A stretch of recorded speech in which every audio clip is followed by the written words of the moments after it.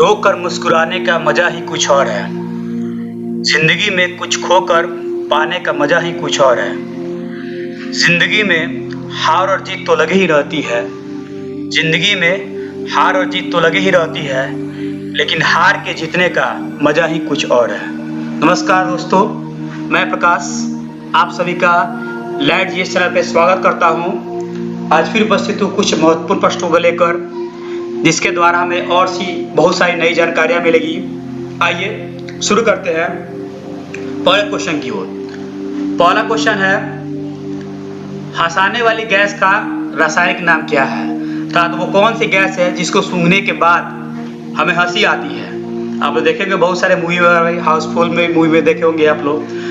Options है nitrogen dioxide, nitrogen oxide, nitrogen pentoxide, nitrogen oxide.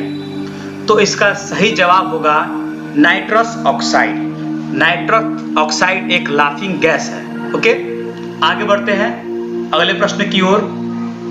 Question number 2, जूते हुए खेतों के साक्ष्य मिले हैं। कहां से मिले हैं? ऑप्शन है राखीगढ़ी, मोहनजोदड़ो, कालीबंगा या लोथल। तो इसका सही जवाब होगा कालीबंगा। कालीबंगा से ही हमें जूते हुए खेतों के साक्ष्य मिले हैं। इसके अतिरिक्त अगर बात की जाए तो कालीबंगा से और भी बहुत सारे साक्ष्य मिले हैं, जैसे काली मिट्टी की चूड़ियां, हल के साक्ष्य, इसके अलावा अग्निकुंड का साक्ष्य और हवन कुंड का साक्ष्य, ये सभी भी कालीबंगा से ही मिले हुए हैं। यदि बात की जाए राखीगढ़ी की, तो राखीगढ़ी वर्तमान हरियाणा में है। मोहनजोदड़ो ये काफी फेमस नाम है। मोहनजोदड़ो का अर्थ होता है मृतकों का टीला।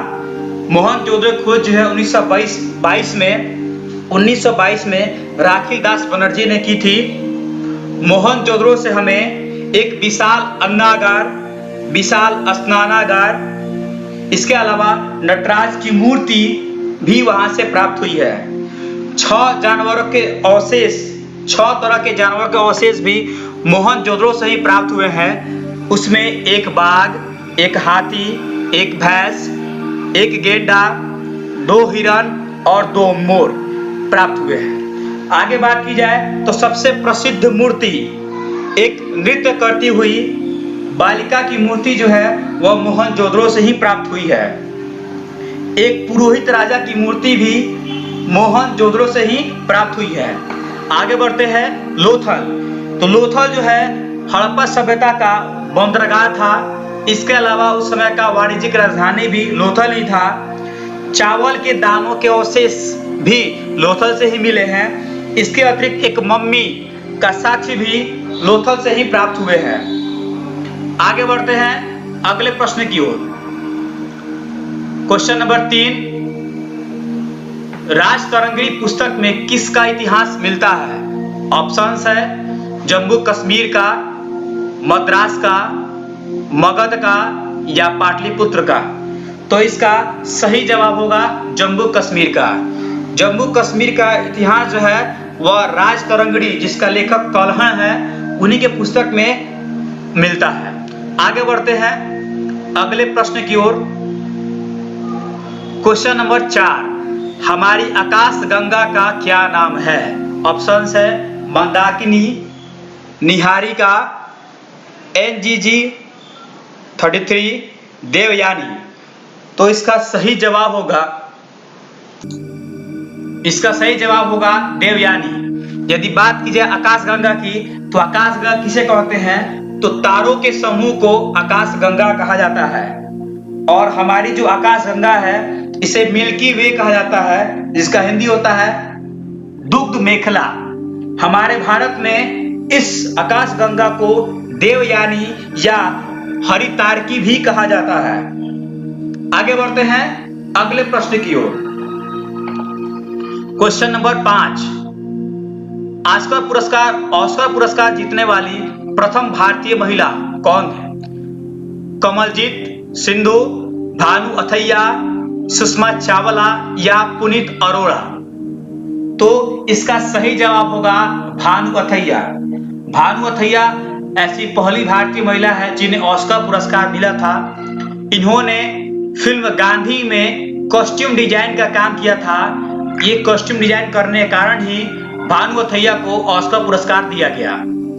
यदि बात की जाए कमलजीत संधू की, तो इन्होंने एशियाई खेलों में प्रथम पदक जीतने वाली पहली महिला कमलजीत संधू है। यदि सुषमा चावला की बात की जाए तो भारत की पहली महिला पायलट वो सुषमा चावला थी। पुनीत अरोड़ा भारत की पहली महिला लेफ्टिनेंट जनरल, ये है पुनीत अरोड़ा। चलिए आगे बढ़ते हैं अगले प्रश्न की ओर। क्वेश्चन नंबर 6, अंतर्राष्ट्रीय ओलंपिक समिति की सदस्य बनने वाली प्रथम महिला। ऑप्शंस हैं दीपा कर्माकर, विनेश फोगाट, नीता अंबानी या पीवी सिंधु।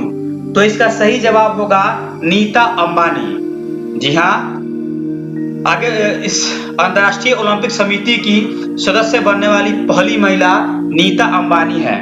यदि बात की जाए दीपा कर्माकर की, तो दीपा कर्माकर भारत की पहली महिला जिम्नास्ट बनी है जो 2014 ग्लासगो कॉमनवेल्थ गेम्स में कांस्य पदक जीती थी। यदि बात की जाए विनेश फोगाट की, तो विनेश फोगाट एशियाई खेलों में स्वर्ण पदक जीतने वाली पहली महिला वो है विनेश फोगाट। यदि पीवी सिंधु की बात करें तो ओलंपिक में रजत पदक जीतने वाली पहली भारतीय महिला पीवी सिंधु है, जो कि बैडमिंटन की खिलाड़ी है।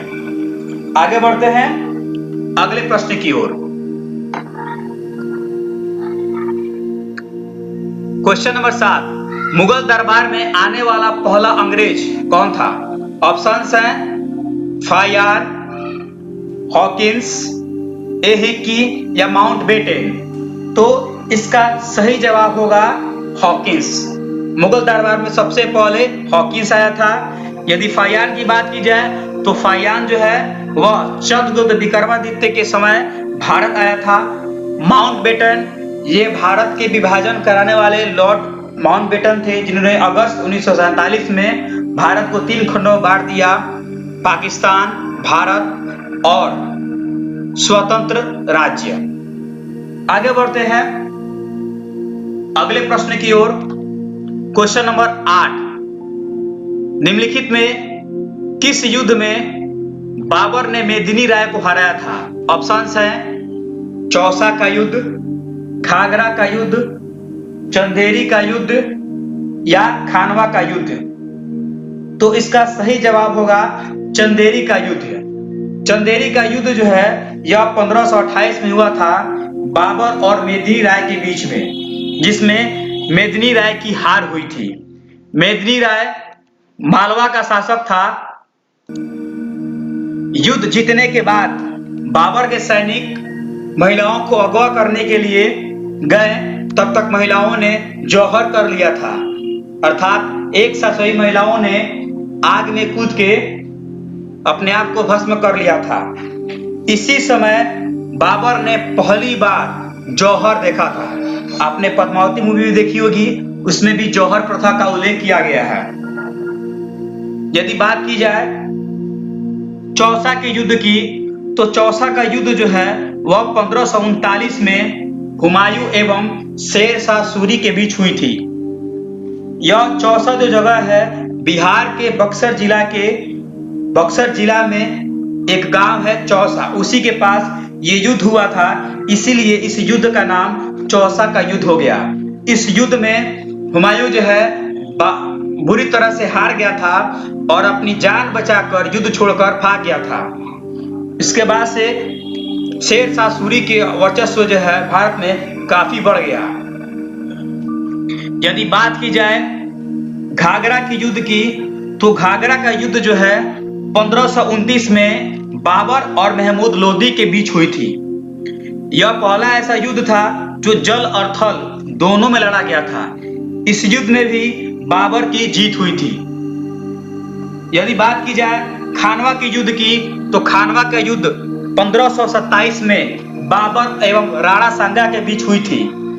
काफी घमासान युद्ध हुआ था। यह खानवा जो जगह है वह आगरा से कुछ किलोमीटर की दूरी पर है खानवा गांव। इसी गांव के करीब जो है यह युद्ध हुआ था। इस युद्ध में जो है बाबर की जीत हो गई।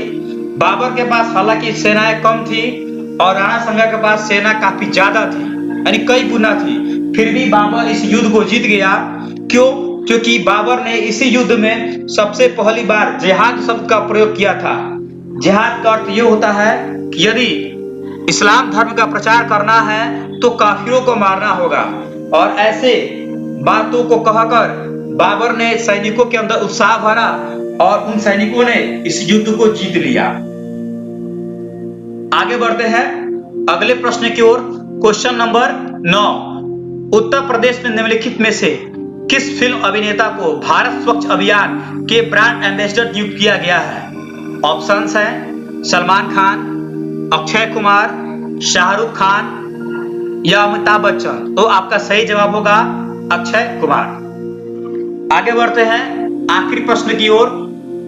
क्वेश्चन नंबर 10, निम्नलिखित में से बिग बैंग सिद्धांत किसकी व्याख्या करता है?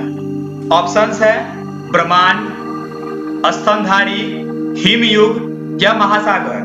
तो इसका सही जवाब होगा ब्रह्मांड। बिग बैंग थ्योरी जो है वो ब्रह्मांड से ही संबंधित है।